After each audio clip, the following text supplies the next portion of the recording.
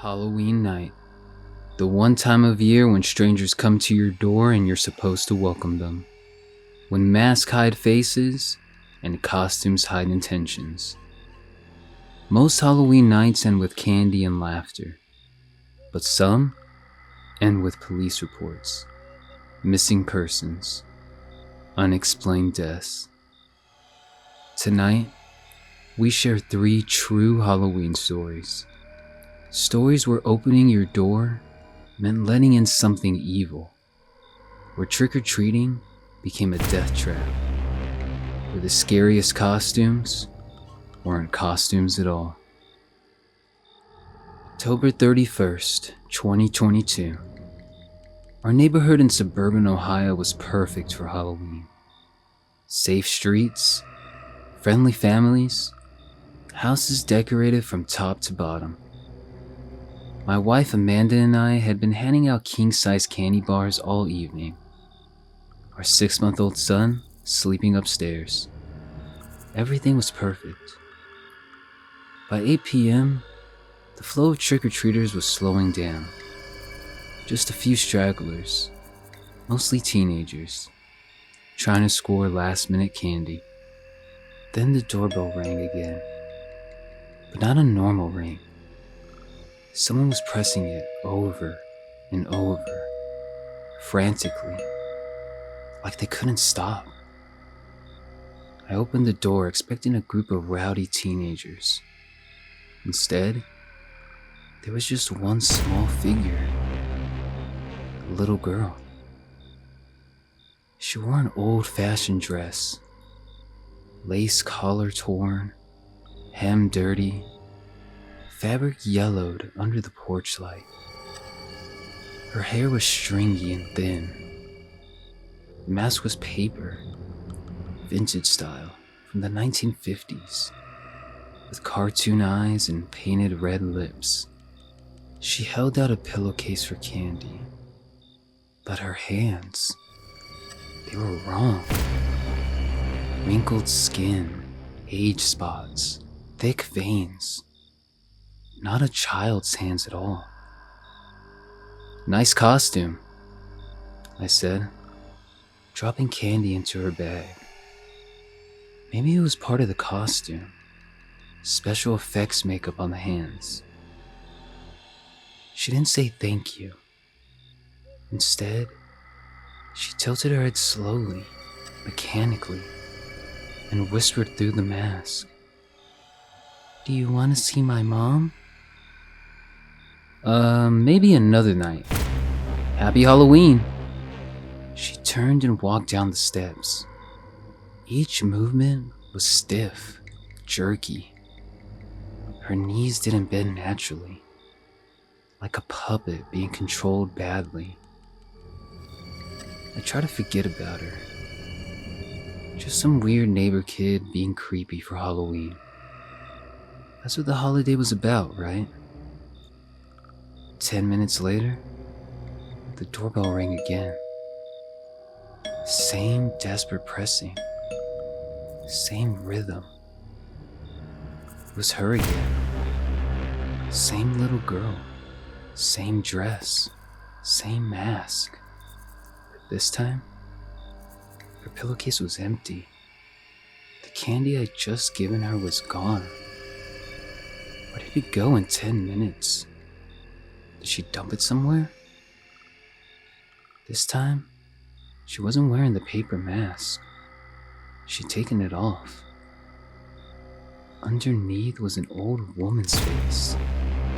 Deep wrinkles, sagging skin, liver spots. But the eyes were young, bright, predatory, alert. "I lost my mom. She told me to come inside and use your phone." Every instinct screamed to slam the door. But something about her tone wasn't a request. It was like she knew I'd say yes. Like she'd done this before. Against every piece of common sense in my body, I opened the door wider. "Okay, but Just for a minute. She shuffled inside. Every step made a faint plastic squeak, like something wet under her shoes. Something that wasn't water. Thomas? Who's that?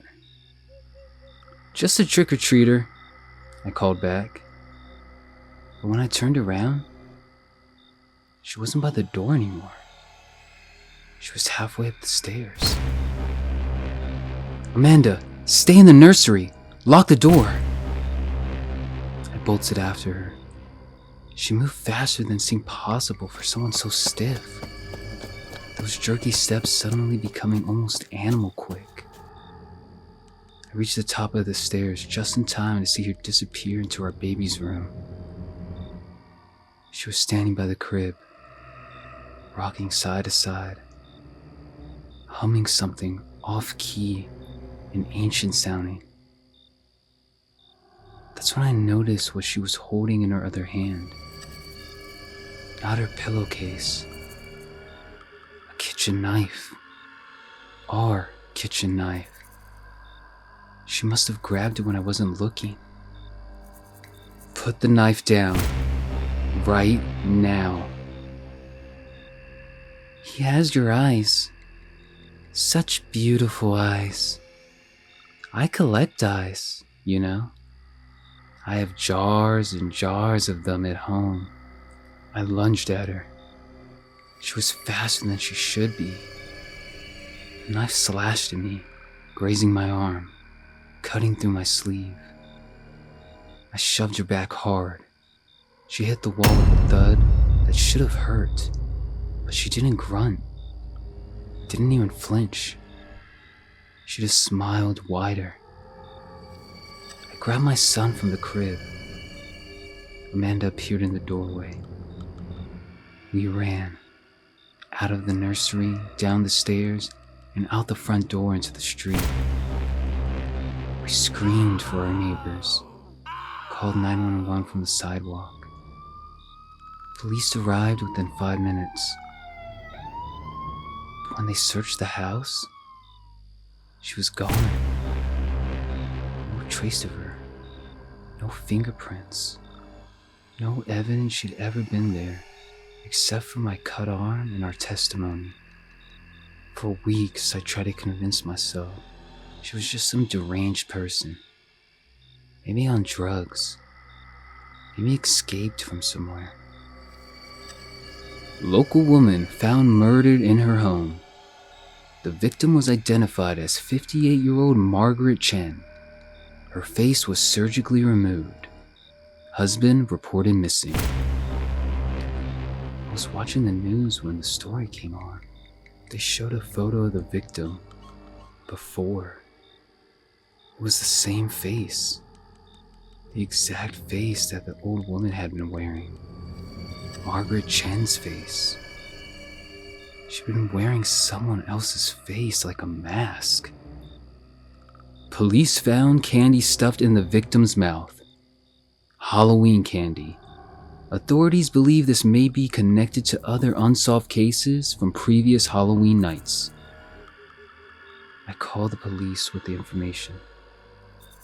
They said they'd investigate, but they never found her. Never found Margaret Chen's husband either. A month later, we moved. Different state, different house. Tried to start fresh, but Halloween came again. October 31st, 1 year later. We decided not to give out candy. Keep all the lights off. Pretend we weren't home. Amanda had gone to buy diapers. I was home alone with our son, now 18 months old, playing with blocks on the living room floor. The doorbell rang. Not just once, over and over. That same frantic, desperate pressing pattern. I froze. It was early, barely dusk. I told myself it couldn't be her. Just neighborhood kids. I looked through the peephole, my hand shaking so badly I could barely focus. She was there. Same little girl dress, but not hiding the wrinkles anymore, not wearing any mask, just her real face, ancient, wrinkled, with those young, predatory eyes. I didn't open the door, ran to check all the locks, turned off every light, called 911 and whispered into the phone. Then I heard it, scraping on the porch, like nails dragging across wood, followed by soft tapping on the living room window. I pulled back the curtain just enough to see. She wasn't alone. Behind her stood 3 other figures, all in small costumes, all moving the same stiff mechanical way, all holding pillowcases. She waved at me slowly. That's when I noticed something that made my blood freeze. On her finger was my wedding ring, the one I'd lost 2 months ago. Police arrived. By then, the porch was empty. Just 4 small costumes lay out neatly in a row. Inside one pillowcase, they found a note in shaky handwriting. Don't forget to give the children candy next year. They get lonely when no one answers the door. Underneath the note was Amanda's car key. And something else. Something soft and wet. A human eyeball. Brown, like my wife's eyes. Amanda never made it to the store. They found her car 3 blocks away. She was alive, traumatized, and missing her left eye. Every Halloween, we leave the country now. Fly somewhere that doesn't celebrate it. But I know she's still collecting, one house at a time. And eventually, she'll collect from us too. My name's Eddie Ramos. In October 2019, I took a job at Henderson's Custom Costumes in downtown Phoenix. Not the Halloween chain store kind. This place was old, real old. The shop smelled like mothballs and burnt glue. Hand-stitched pieces everywhere. Movie replicas, latex masks, vintage fabrics. Mr. Hollis, the owner, made everything himself. Hollis was strange. White hair, thick glasses, always wearing a long black apron stained with, I didn't want to know what. He'd say every costume had a story. Some costumes make you laugh, Eddie. Some make you feel powerful. And some, he paused here, smiling. Some make you disappear. The first few weeks were normal. I helped customers find costumes, learned basic repairs, and cleaned up the shop. Good pay. Weird boss. It could be worse. Then I started noticing the smell. Not the usual glue or rubber, something else. Sweet and rotten. Like meat left out too long. I thought maybe a rat had died behind the storage racks. So I pulled everything out, searching for the source. Instead of a dead rat, I found a folded piece of leather. Brownish, thin, oddly shaped. When I touched it, it felt wrong. Too soft, too warm. Like it was body temperature. Hollis came up behind me silently. I never heard him approach. He smiled that weird smile. "Ah, you found one of my special orders." He took it from my hands, folded it gently like it was precious, and walked away without another word. That night, I couldn't sleep. The texture of that leather stuck in my mind, haunted me. Because deep down, I knew what it really was. For the next few weeks, strange customers started showing up. Always after closing. Always one at a time. Always wearing gloves. They didn't browse the main shop. They went straight to the back room where Hollis worked. I'd hear muffled conversations, the hum of the sewing machine, and once, a low scream. Every time I tried to peek through the back room, Hollis caught me. Curiosity is dangerous in this trade, Eddie. Very dangerous.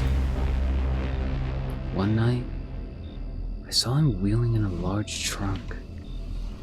Old, stained, heavy. He locked the back door behind him and told me to go home early. I pretended to leave, but I stayed hidden in the storeroom, behind racks of costumes, barely breathing. When the lights went out in the main shop, I crept closer to the back room. The door was slightly ajar. I could see inside. Inside that trunk was a body. A young woman, maybe 25. Eyes open and glassy. Dead for hours, maybe days. Her skin had dotted lines drawn on it in marker, like a tailor's guide, like a pattern for cutting fabric. Hollis stood over her, humming cheerfully, working a pair of scissors along her arm, following the drawn lines. He didn't look angry or crazy. He looked focused, professional, like an artist working on a masterpiece. I had to cover my mouth to keep from making a sound. I had to force myself not to run. The next morning, I tried to quit. Told Hollis I got another job offer. Family emergency. Anything to get out. He smiled that terrible smile. "You've already seen too much, Eddie." And he handed me an envelope thick with cash. "Stay. Help me. You'll understand soon." I don't know why I stayed. Fear, maybe? Fascination? The money? But every night after that, we worked together. He taught me how to treat skin like fabric, how to stretch it, tan it, color it, sew it properly so the stitches don't show. The secret is precision, Eddie. If you're sloppy, it rots. If you're careful, it lasts forever. I kept telling myself it wasn't human skin, that it was latex, some advanced prosthetic material. But deep down, I knew. Every piece had freckles, birthmarks, scars, things you can't fake. Hollis made full suits, complete faces, torsos, limbs, all stitched together perfectly. People would come to pick them up, pay thousands in cash, and leave wearing someone else's skin. Then, a few days later, news reports would appear. Missing woman in Glendale. College student vanishes after party. Their faces always looked familiar, like the ones we just finished sewing. I was spiraling. Couldn't sleep, couldn't eat. My girlfriend Naomi kept asking what was wrong. I stopped answering her calls, stopped seeing her. If she knew what I was doing, she'd be in danger. One night, Hollis showed me a Polaroid photo. It was Naomi, tied to a chair in our basement workshop. Every artist must contribute, Eddie. Finish the next costume, or she becomes the material. Something inside me snapped. I grabbed one of the sewing knives, sharp, meant for cutting leather, and lunged at him. We fought, really fought, slamming into tables, knocking over mannequins. He was stronger than he looked, faster. His apron tore during the struggle, and I saw what was underneath. He wasn't wearing clothes. He was wearing a skin suit. Dozens of faces sewn together, stretching across his body like patchwork armor. Men, women, children, all their faces stitched into him. I stabbed him through the chest. The knife went through multiple layers of skin. He fell, gasping. It didn't bleed right. The blood was wrong. Too dark. I ran downstairs, found Naomi alive but bruised and terrified. We escaped. Called the police from a gas station 3 blocks away. The police raided Henderson's custom costumes. They searched for hours, brought in forensics teams, cadaver dogs, everything. But they found nothing. Nobody. No blood where I stabbed him, no evidence of anyone being killed or held hostage in the basement. Just rags of costumes, all latex and fabric, normal Halloween merchandise. The police checked every piece, all synthetic materials. Mr. Ramos, we found no evidence of any crime. Are you sure about what you saw? 2 years later, Naomi and I moved to California. New city, new jobs. Try to start over. Therapy, medication, the whole thing. But Naomi had nightmares every single night. And sometimes, she'd wake up clutching her arms, saying her skin felt tight, like it didn't belong to her. Last week, while cleaning, I found something behind her bedroom closet, wedged in the corner where it couldn't have fallen by accident. Black apron. Familiar. Stiff with old stains. Hollis's apron.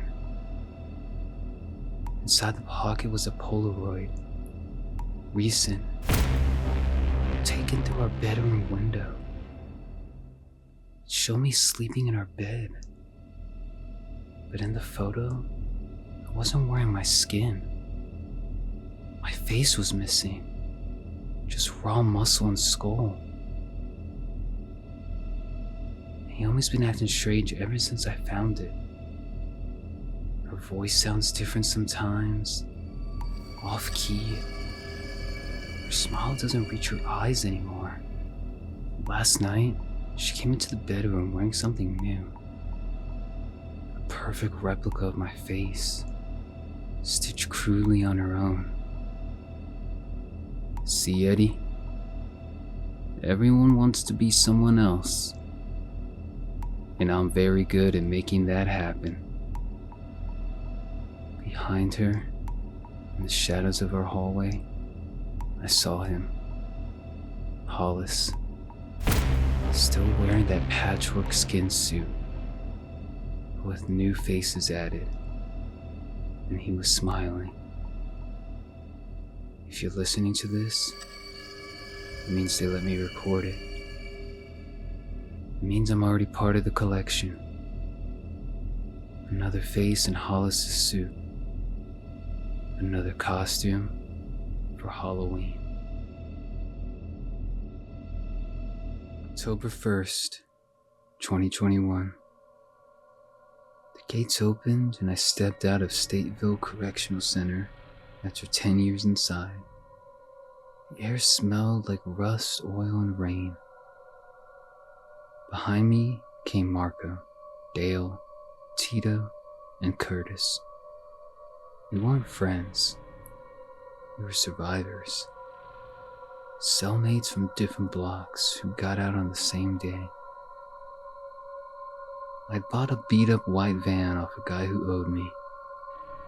As we drove away from that place, I told him about the idea I'd been planning for months. It's Halloween season, I said. People pay money to be scared. Real money. I say we give them something worth paying for. What, like a haunted house? We don't know anything about that, man. I do, I said. We drove to the edge of the woods, where the old Henderson butcher house still stood. Massive brick building, used to process livestock until 1987, when a health inspector found human teeth in the drains. Been abandoned ever since. Covered in graffiti, windows shattered. But the meat hooks still dangled from the rafters. The cutting tables were still there. The place was perfect. This, I announced, is where we build the ultimate haunted house. We call it the Final Cut. Extreme experience. Adults only. They'll pay $100 a head. And we don't need fake blood or props. This place already has everything. It's soaked in death. For 3 weeks, we cleaned just enough to make it structurally sound. Kept the decay, the rust, the feeling of wrongness. We found the original meat hooks, bone saws, and cutting tables. We polished them until they looked like they could still be used. Because they could.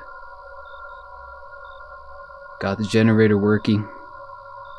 Rigged up some strobe lights and speakers. This place is going to be insane. Tito painted warning signs. Enter at your own risk. No refunds. Extreme experience. 18 plus only. I want something more. Something that would make this unforgettable. I didn't want us wearing cheap masks from Party City. I called a man I met inside, Dr. Calloway, former prison surgeon before they took his license for unnecessary experiments. When I told him what I wanted, he smiled like Christmas came early. You boys ready to become monsters? We set up his equipment in one of the old cutting rooms. The smell of iron and bleach mixed until it made me dizzy. One by one, we lay on that blood-stained table. Calloway cut into us, not to fix us, to deform us, to make us into real monsters. Skin peeled, cartilage twisted, lips sewn into permanent grins, scars stretched until our faces barely looked human anymore. When Calloway finished with me, I looked in a cracked mirror. My reflection didn't blink. The skin around my eyes was pulled too far. My mouth was frozen in a grin I couldn't change. Perfect, I said, running my fingers over the stitches. Now nobody will forget us. October 29th, opening night. The line stretched down the dirt road.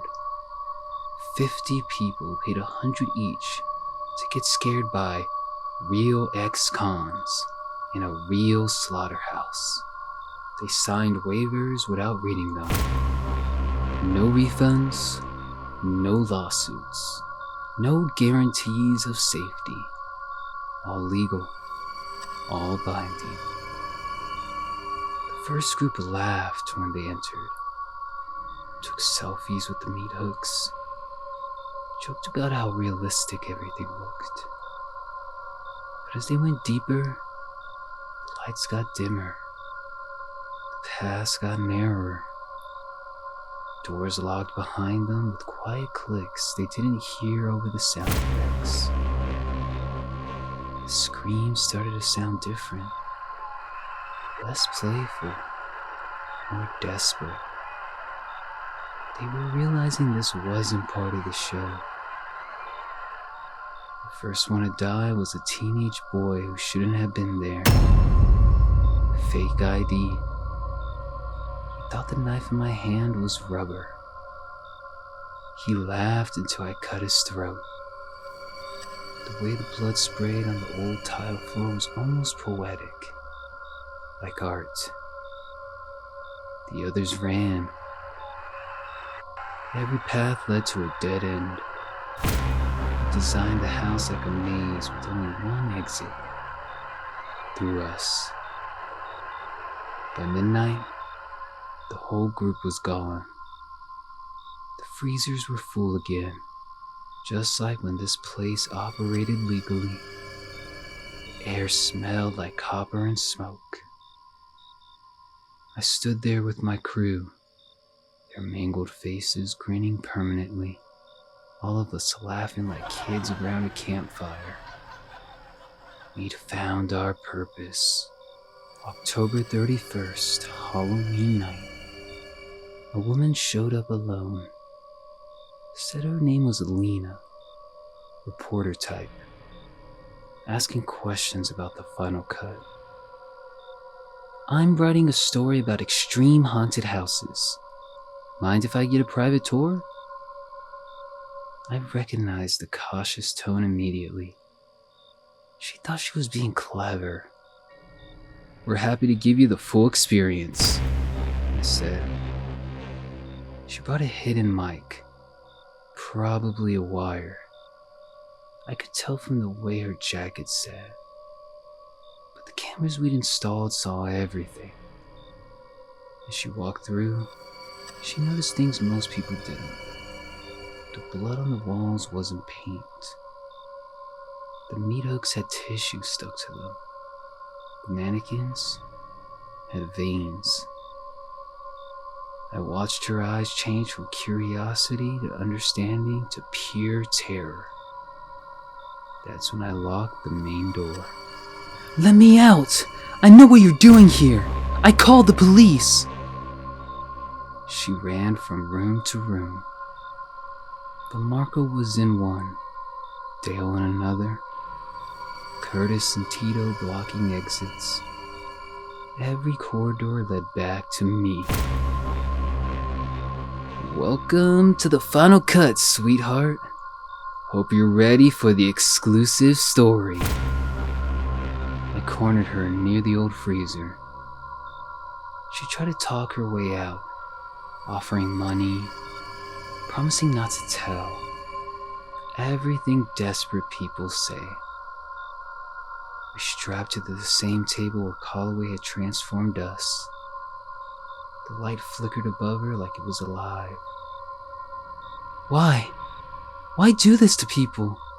You were released. You could have had normal lives.